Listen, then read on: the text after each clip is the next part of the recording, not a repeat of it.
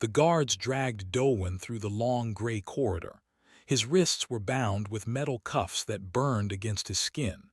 Blood dripped from a cut above his eye and his legs barely worked beneath him, but he was alive, for now. The facility on Ordes 7 was everything the rumors said it would be. Cold metal walls stretched in every direction. The air smelled like chemicals and fear. Prisoners shuffled past with empty eyes, their bodies thin and broken. They did not look at him. They did not look at anything. Dowen had been a Marine for 6 years. He had survived combat on 3 different planets.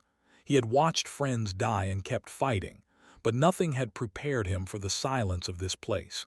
It was not the silence of peace. It was the silence of souls that had given up. A massive alien walked beside the guards. His skin was dark purple, and his eyes were the color of dead stars. A metal badge on his chest marked him as someone important. He smiled down at Dowen with too many teeth. "Another human," the alien said. His voice was deep and slow, like stones grinding together. "Your species breaks so easily. It is almost sad." Dowen said nothing. He saved his strength. They brought him to a large room filled with other prisoners. Aliens of many species stood in lines, their heads down, their bodies trembling. At the front of the room was a raised platform where the purple alien took his place. "I am Commander Torak," he announced. "Welcome to your new home. Here you will work, here you will obey, and here you will learn the true meaning of hopelessness." Torak gestured to the guards, and they began pushing prisoners forward in pairs. "Each of you will be assigned a partner," Torak continued. "You will work together, you will eat together, you will suffer together. If one of you fails to meet your quota, both of you will be punished. If one of you dies, the other will be executed." A murmur of fear passed through the room. Torak smiled wider. "This is not cruelty," he said. "This is education. You will learn that attachment is weakness. You will learn that caring for others brings only pain. And when you finally understand this truth, you will be free of hope forever." Dowen watched as prisoners were paired together, strong with strong, weak with weak. But sometimes Torak would pause and make a special selection. He would pair a strong prisoner with someone barely alive, someone who could never meet any quota. Those pairings drew laughter from the guards. Then Torak's eyes found Dowen. "Ah," the commander said, "the Marine. I have heard about you. They say you fought even after your ship was destroyed. They say you killed 3 of my soldiers before they captured you." Dowen met his gaze without flinching. Torak walked down from the platform and stopped in front of him. He was nearly 3 meters tall, and his shadow blocked out the light. "I have something special for you," Torak said. He snapped his fingers and the guards brought forward a small figure. She was an alien female, barely taller than Dowen's chest. Her skin was pale and almost see-through, like thin paper. Her arms were like sticks and her legs shook with each step. She looked like she might fall over at any moment. "This is Lyra," Torak said. "She is from the Velari species, very fragile, very weak. She cannot lift heavy tools. She cannot work for more than a few hours. Her quota is impossible for her to meet." The other prisoners looked away in pity. The guards laughed. "She has had 3 human partners before you," Torak continued. "Each one tried to protect her. Each one failed. Each one broke." He leaned close to Dowen's ear. "How long will you last, Marine?" Dowen looked at Lyra. She stared back at him with large, silver eyes. There was no hope in those eyes, no fear either, just a tired acceptance of what was coming. The guards pushed them together and removed Dowen's cuffs. Then they escorted the new partners toward their cell. The corridors were narrow and dark. Other prisoners watched from behind metal bars. Some whispered to each other. Some just stared. Lyra walked slowly ahead of Dowen. Her steps were small and careful. He could hear her breathing, thin and difficult. "You do not need to pretend," she said suddenly. Her voice was soft but clear. "I know why they paired us. I know what will happen." Dowen said nothing. The system is simple, Lyra continued. They give the strong one someone weak to carry. At first, you will try to help me. You will do my work and share your food. You will tell yourself that you can save me. She stopped walking and turned to face him. A small, sad smile crossed her face. You will last even shorter than he did. Who? Doan asked. Lyra's smile faded. She turned away and kept walking. They reached their cell. It was small and cold, with two thin beds and a bucket in the corner. The door slammed shut behind them, and the lock clicked into place. Lyra walked to one of the beds and lay down. She closed her eyes. Rest while you can, she said. Tomorrow the work begins, and then you will understand. Doan sat on the other bed. He looked around the cell, studying the walls, the door, the small window that showed only gray sky. He thought about what Torak had said. The system was designed to create resentment. They wanted him to hate Lyra for being weak. They wanted him to blame her when he was punished. They wanted him to watch her suffer and feel helpless. And eventually, they wanted him to break. Doan had seen many cruel things in his life. He had fought enemies who showed no mercy. But this was different. This was not about killing bodies. This was about destroying souls.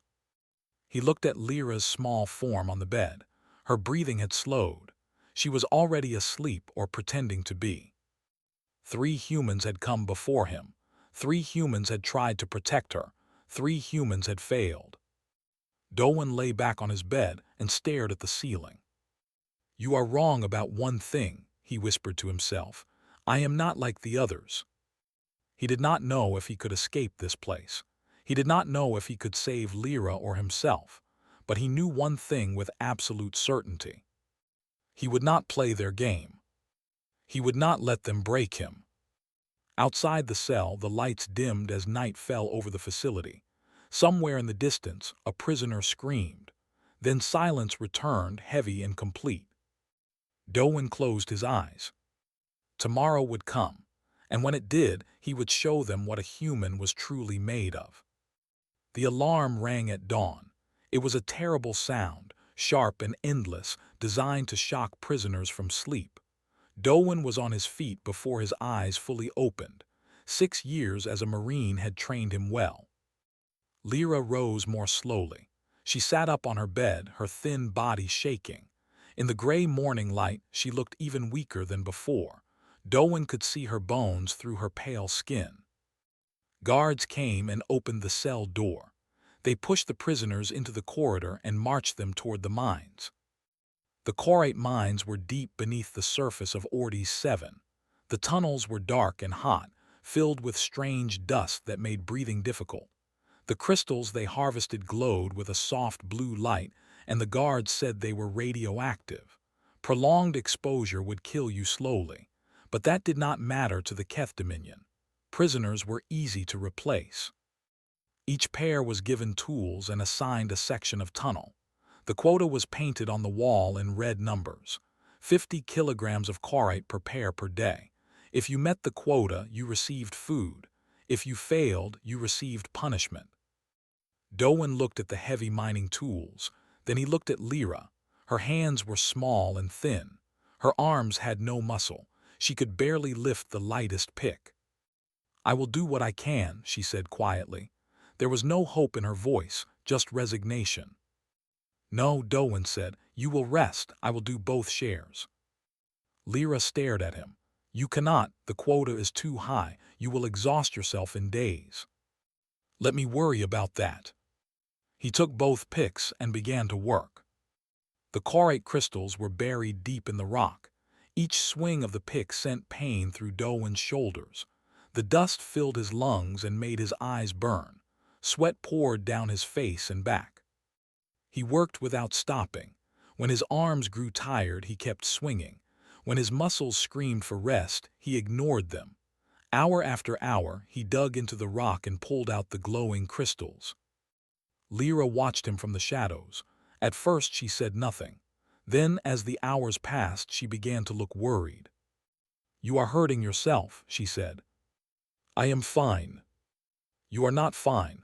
I can see your hands bleeding. Dowen looked down. She was right. The rough handles of the pick had torn the skin from his palms, blood mixed with sweat and dust. "It does not matter," he said. "We need to make quota." By the end of the day, they had exactly 50 kilograms of chlorite. The guards weighed it, grunted, and marked them as passed. They received their food rations, 2 small packages of something gray and tasteless. Dowen gave one package to Lyra. "This is yours," she said. "I am not hungry." "You are lying." "Eat it, you need strength more than I do." Lyra hesitated. Then she took the food and ate it slowly. Her silver eyes never left Dowen's face. The next day was the same, and the day after that. Dowen did the work of 2 people while Lyra rested. He shared his food with her. He gave her his water when hers ran out. The guards noticed. Commander Torak came to their section of the mine on the 5th day. He stood at the entrance of the tunnel, watching Dowen work. A smile spread across his purple face. "Impressive," Torak said. "You are stronger than the others, but strength fades, human, and when it does, you will face a choice. Save yourself or save her. No one can save both." He increased their quota to 60 kilograms. Dowen said nothing. He just kept working. That night in their cell, Lyra sat beside him as he wrapped his bleeding hands in strips of cloth. "Why are you doing this?" she asked. "Doing what?" "Killing yourself for me. You do not know me. You owe me nothing." Dowen finished wrapping his hands. He looked at her with tired eyes. "When I was young," he said, "my grandmother told me a story. She said that humans survived because we never abandoned each other. When the ice came, we shared our fire. When the sickness came, we cared for the weak. When the wars came, we protected the innocent. That is what makes us human, not our strength, our refusal to give up on each other." Lyra was silent for a long moment. "The system is designed to break that," she said. "They want you to hate me. They want you to blame me for your suffering. Eventually you will." "No," Dowen said, "I will not." "You cannot know that." "I know exactly that." Lyra looked away. When she spoke again, her voice was barely a whisper. "His name was Jisak, the human before you. He was kind like you. He protected me like you. He shared his food and did my work and told me stories about Earth." Dowen listened without interrupting.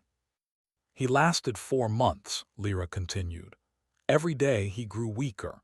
Every day I begged him to stop, but he would not listen. He said the same things you say. He believed the same things you believe." Tears formed in her silver eyes. "They executed him when he finally collapsed. They made me watch. And then they brought in the next human and the next. Each one tried to save me. Each one failed." She turned to face Dowen. Her eyes were full of pain. "I stopped connecting with my partners after Jisak. I stopped letting myself care, because caring only makes the loss worse. Do you understand? The system does not just break the strong, it breaks everyone." Dowen reached out and took her hand. It was cold and thin in his grip. "Then we break the system," he said. Lyra almost laughed. "How we are prisoners, we have no weapons, no allies, no hope. We have each other, that is a start." "You are a fool." "Maybe, but I am a fool who does not give up." He released her hand and lay back on his bed. "Tomorrow I will teach you something," he said. "Human techniques for conserving energy, ways to work smarter, not harder, ways to hide rest periods from the guards. You will not be useless, Lyra. You will be my partner, a real partner." Lyra stared at him for a long time. She did not understand this human. He was facing impossible odds, certain death, and complete hopelessness. And yet he spoke of tomorrow like it was a gift instead of a curse. "Jisak used to sing," she said quietly. "Old Earth songs. He said they helped him remember who he was." "Will you teach me one?" Lyra closed her eyes. For a moment she was back in another cell, with another human, listening to a voice that was now silent forever. "Maybe," she whispered, "if you survive long enough." Dowen smiled in the darkness. "Then I will survive," he said, "for the songs and for you." Outside, the facility hummed with the sounds of machinery and suffering, but in their small cell, something had changed. A tiny spark had been lit in the darkness. Neither of them knew if it would grow or die. But for the first time in years, Lyra allowed herself to feel something other than despair. And that, perhaps, was the beginning of everything. Weeks passed in the darkness of the mines. Dowen worked every day until his body screamed for rest. His hands became hard with calluses. His muscles grew stronger even as his body grew thinner. But he did not break. He refused to break. And slowly, something began to change. Lyra was not the same creature who had welcomed him to their cell with words of despair. With proper food and rest, her body had grown stronger. Her pale skin had more color. Her legs no longer shook when she walked. She was still frail, still weak by the standards of the facility, but she was alive in a way she had not been for years. More than her body, her spirit had changed. The hollow look in her silver eyes had faded. She asked questions now. She made suggestions. She smiled sometimes, small and quick, like a secret she was keeping from the guards. Other prisoners noticed the human who would not break. A large alien named Bron approached Dowen one day in the tunnels. Bron was from a warrior species called the Torvak. His skin was thick and gray like stone, and scars covered every part of his body. He had been in the facility for 12 years. "You are different," Bron said. His voice was low and rough. "The other humans broke quickly, but you keep going. Why?" Dowen set down his pick and wiped the sweat from his face. "Because giving up means they win," he said. "They always win. That is the nature of this place." "Then maybe the nature of this place needs to change." Bron stared at him for a long moment. Then he laughed, a deep sound that echoed through the tunnel. "You are either very brave or very stupid human." "Probably both." Bron nodded slowly. "I have seen many prisoners come and go. Most give up in days, some last months, a few last years, but all of them eventually break. Hope is dangerous here. It makes the fall harder." "And despair?" Dowen asked. "What does despair do?" Bron did not answer. He turned and walked away, back to his own section of the mine. But Dowen noticed that the old warrior looked back once before he disappeared into the shadows. A seed had been planted. Commander Torak grew more frustrated with each passing day. The human was supposed to break by now. The system had never failed before. Strong prisoners always crumbled when they watched their weak partners suffer. But Dowen did not crumble. He did not grow to hate Lyra. Instead, their partnership seemed to make them both stronger. Torak ordered new punishments: solitary confinement for 3 days, reduced rations for a week, public beatings in front of the other prisoners. Each time, Dowen endured without complaint. Each time, he returned to Lyra and asked about her day as if nothing had happened. The other prisoners watched. They whispered to each other. They began to remember something they had forgotten long ago. Hope. It spread through the facility like a quiet fire. Not everyone felt it. Many were too broken, too far gone. But some began to lift their heads.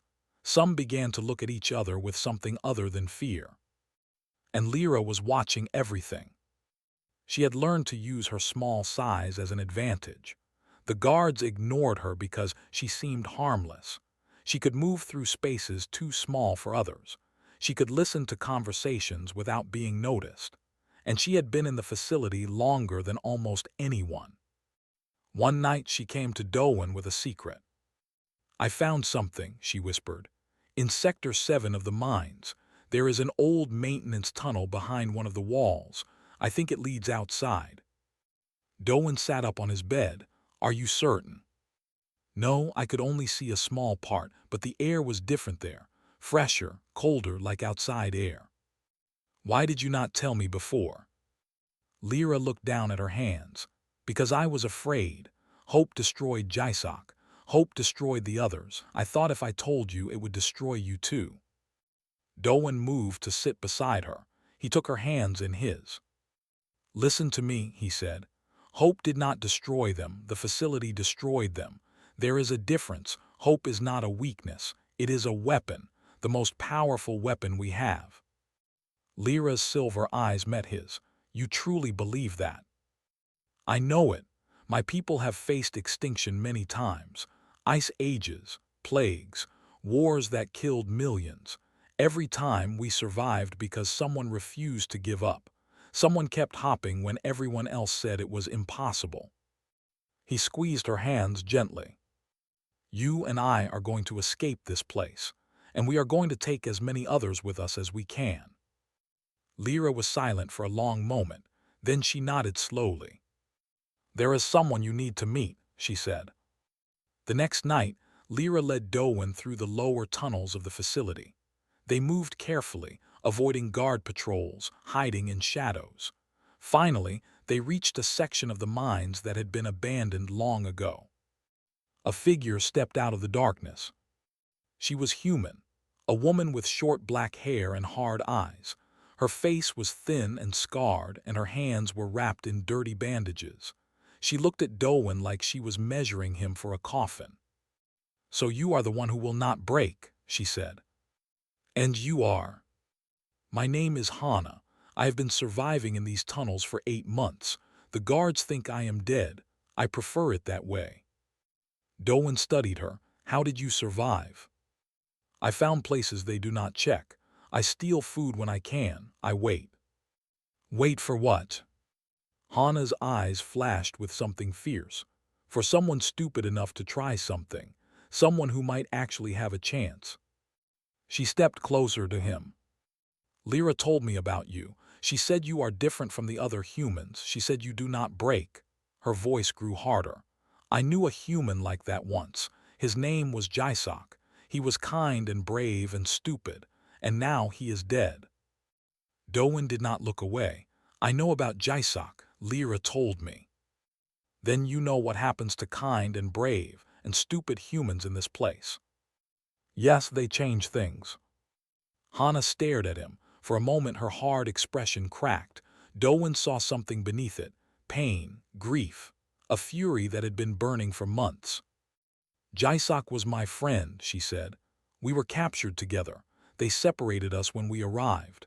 I thought he was dead until Lyra told me he was her partner. And then I watched them execute him from the shadows. I could not do anything. I could not save him. Her hands clenched into fists.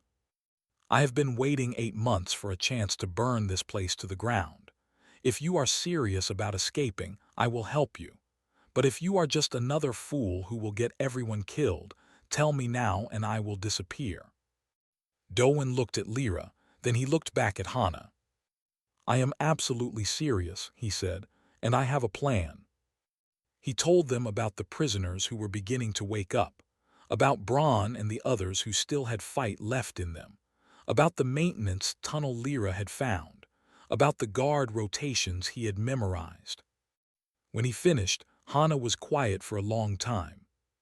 Then she smiled. It was not a kind smile. It was the smile of someone who had finally found a target for her rage. All right, human, she said, let us break their system. And in the darkness of the abandoned tunnels, 3 people began to plan a revolution. The plan took 3 weeks to prepare. Every night, while the guards thought they were sleeping, Doan and his allies worked in secret. They mapped the facility. They counted guards and memorized their patrols. They hid tools and stolen supplies in the abandoned tunnels. Lyra became their best scout. Her small body could fit through ventilation shafts and maintenance passages that no one else could enter. She drew maps of the facility from memory, marking every camera, every door, every weakness. The guards never noticed her. To them, she was just another dying prisoner. Hana recruited carefully. Not everyone could be trusted. Not everyone had fight left in them. She chose only those who still had fire in their eyes. Braun was one of the first to join. Others followed. A group of former soldiers from a conquered planet. a scientist who knew how the facility's power systems worked, a pilot who had flown ships before his capture. By the end of 3 weeks, they had 15 prisoners ready to fight. It was not a large number, but it was enough. Then Commander Torak made his move. The announcement came at morning assembly. All prisoners were forced to gather in the central yard while Torak stood on his platform, smiling his terrible smile. "I have noticed something interesting," he said. "The human called Dolwyn has been in our facility for 2 months, and yet he has not broken. This is unusual. This is concerning." He looked directly at Dolwyn in the crowd. "I have decided to end this experiment. Tomorrow morning, his partner Lyra will be executed for failing to meet her quota. The human will watch, and then we will see if he can remain unbroken." The prisoners murmured. Guards laughed. Lyra stood frozen beside Dolwyn, her face pale. "Sleep well," Torak said. "Tomorrow will be educational for everyone." The assembly ended. Guards pushed the prisoners back to their cells. Dolwyn walked beside Lyra in silence. His mind was racing. They had planned for weeks, but they were not ready. Not yet. They needed more time, more preparation. But time had just run out. That night, the conspirators gathered in the abandoned tunnels for an emergency meeting. Tension filled the dark space. "We have to move now," Hana said. "Tomorrow morning before the execution." "We are not ready," Braun growled. "Half our preparations are incomplete. We do not even know if the maintenance tunnel leads outside." "It does not matter. If we wait, Lyra dies. And if Lyra dies, Dolwyn breaks. And if Dolwyn breaks, everything falls apart." They argued back and forth. Some wanted to wait, some wanted to fight. The discussion went in circles. Finally, Dolwyn spoke. "We go tomorrow." Everyone turned to look at him. "I did not start this to save myself," he said. "I started this because the system is wrong, because they take good people and destroy them, because they use our love against us and call it weakness." He looked at each face in the darkness. "Tomorrow, they want to execute Lyra to break me. Instead, tomorrow we break them." Silence filled the tunnel. Then Braun nodded slowly. "The human is right. We wait any longer, we lose everything anyway." One by one, the others agreed. They spent the rest of the night finalizing their plan. Hana would lead a team to the communication tower to prevent calls for reinforcement. Braun and the soldiers would create chaos in the main yard as a distraction. The scientist would cut the power to the cell blocks, and Dolwyn and Lyra would go straight for the control center where Torak would be watching. Before they separated, Dolwyn pulled Lyra aside. "Whatever happens tomorrow," he said, "I need you to know something. These 2 months have meant more to me than anything else in my life. You showed me what I was fighting for." Lyra looked up at him with her silver eyes. "And you showed me how to hope again. I had forgotten what that felt like." She reached up and touched his face gently. "Do not die tomorrow," she said. "I am not ready to lose another partner."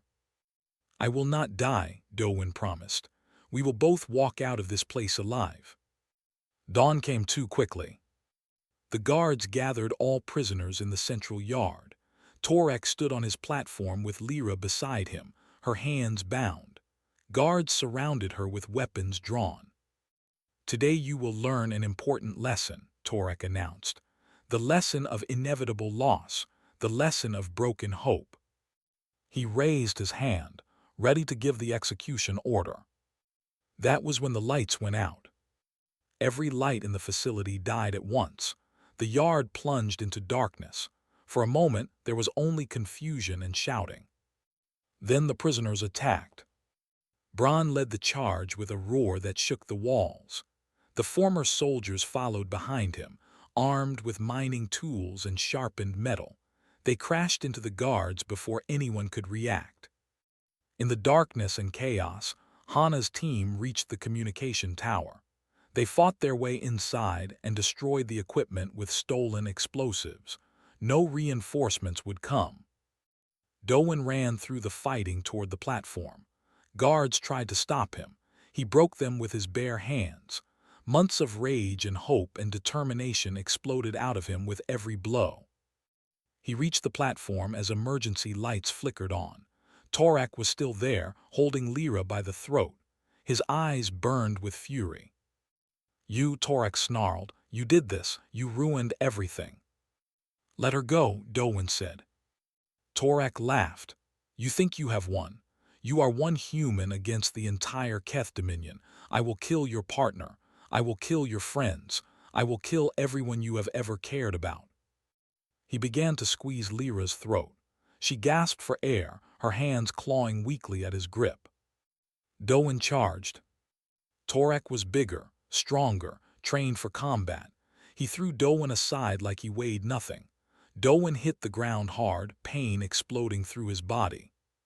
But he got up. He always got up. They fought across the platform while battle raged below. Torak's fists were like hammers. Each blow opened new cuts, cracked new bones. But Dowen kept fighting. He fought not for himself but for everyone Torak had ever broken. Every prisoner who had given up. Every partner who had been executed. Every soul that had been crushed by the system. Torak grabbed him by the throat and lifted him off the ground. "Why?" the commander demanded. "Why do you not break like the others?" Dowen looked at him with bloody eyes. "Because that is what humans do," he whispered. "We bend, but we do not break, and when we snap back we destroy everything in our path." Behind Torak, a small figure rose.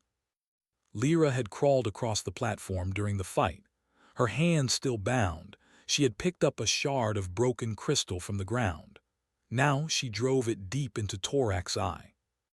The commander screamed and dropped Dowen. He stumbled backward, clawing at his face.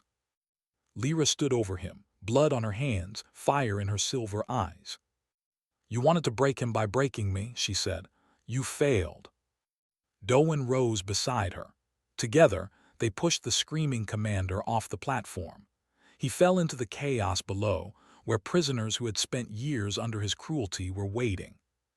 They did not see what happened next. They did not need to.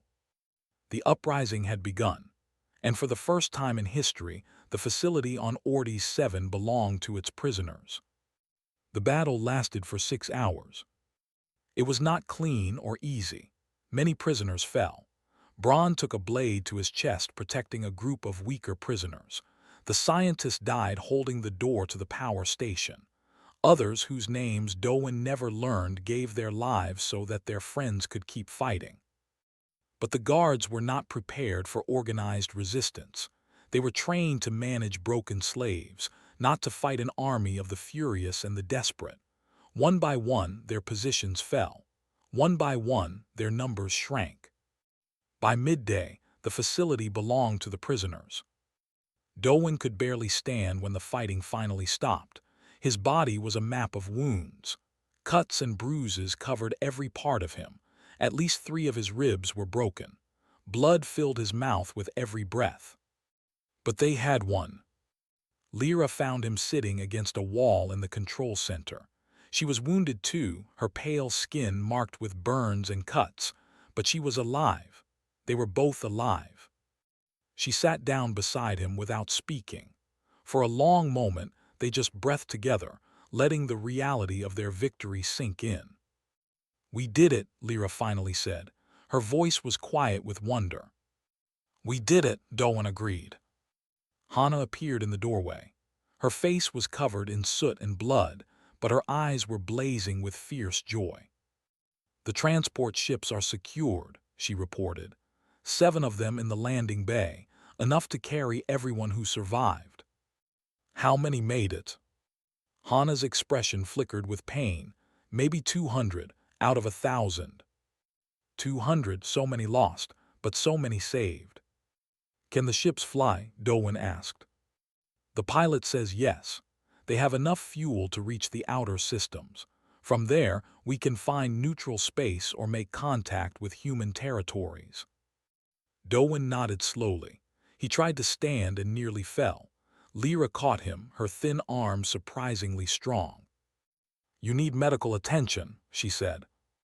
After we get everyone on the ships. You will die before then. Then I will die standing. Lyra shook her head, but there was something like admiration in her eyes. Stubborn fool. You knew what you were getting when you met me. Together they made their way to the landing bay. Prisoners were already gathering there, hundreds of broken bodies looking up at the ships that would carry them to freedom. Some were crying. Some were silent. Some still could not believe what had happened. Bronn was there despite his wounds. Someone had wrapped his chest in bandages, but blood was already soaking through. He should have been lying down. Instead, he was helping other prisoners onto the ships, lifting those too weak to climb on their own. He saw Dowen and nodded once. You were right, human, Bronn said. Hope is a weapon, the most dangerous weapon of all.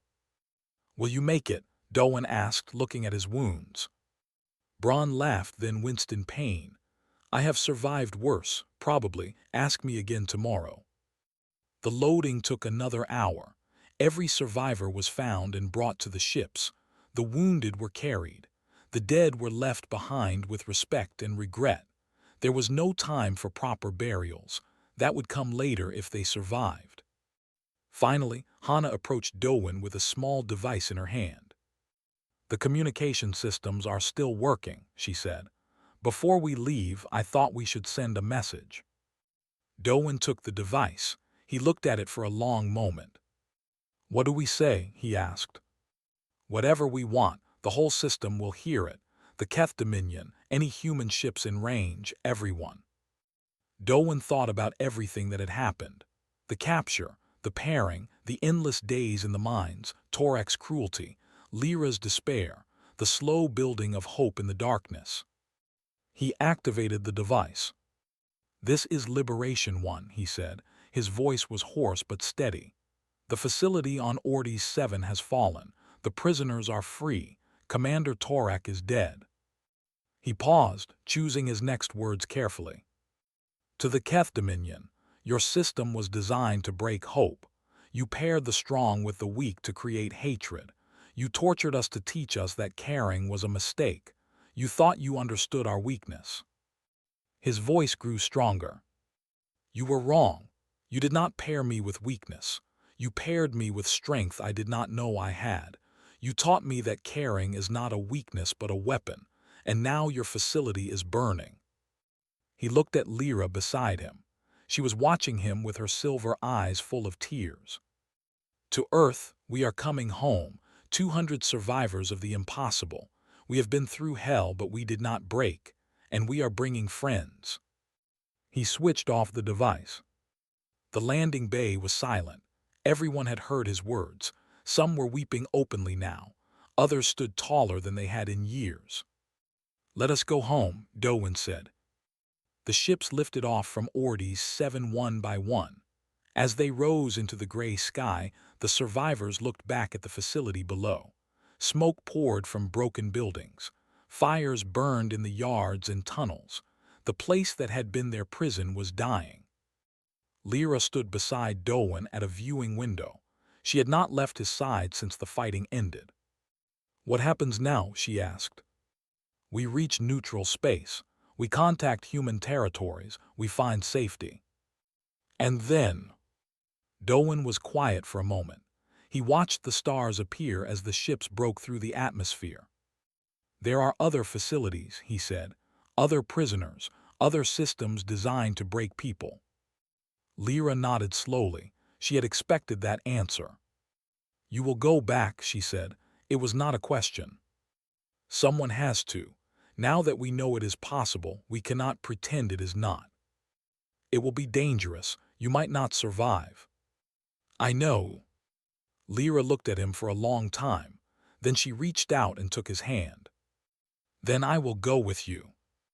Dowen turned to face her. Lyra, you do not have to. You have suffered enough. You deserve peace. I deserve nothing, she said firmly, but I have found something I thought was lost forever. Purpose, hope, a reason to live beyond just surviving. Her silver eyes met his. You gave me that. I am not going to let you throw yourself into danger alone. For a moment, Dowen did not know what to say. Then he smiled, the first real smile in months. "You are stubborn," he said. "I learned from a human." They stood together at the window, watching the stars stretch out before them. Behind them, the other survivors were settling into the ship. Some were already sleeping, exhausted beyond words.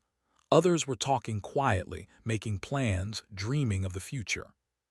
Hannah found them there an hour later. "We are clear of the system," she reported. "No pursuit ships detected. We should reach neutral space in 3 days." "Good," Dowen said. "When we arrive, I want to send messages to every human colony.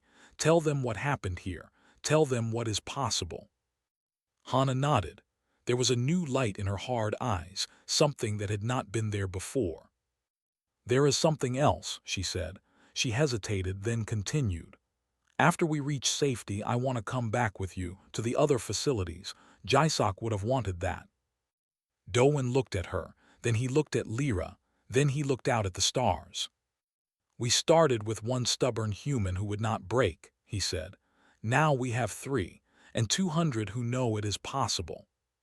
He thought about everything that had brought them to this moment. The cruelty, the despair, the small acts of kindness that had kept hope alive. "This is how it begins," he said quietly. "Not with armies or weapons, with people who refuse to give up." Lyra squeezed his hand. "The Keth Dominion does not know what they started," she said. "No," Dowen agreed, "they do not." The ship flew on through the darkness, carrying its cargo of survivors toward an uncertain future.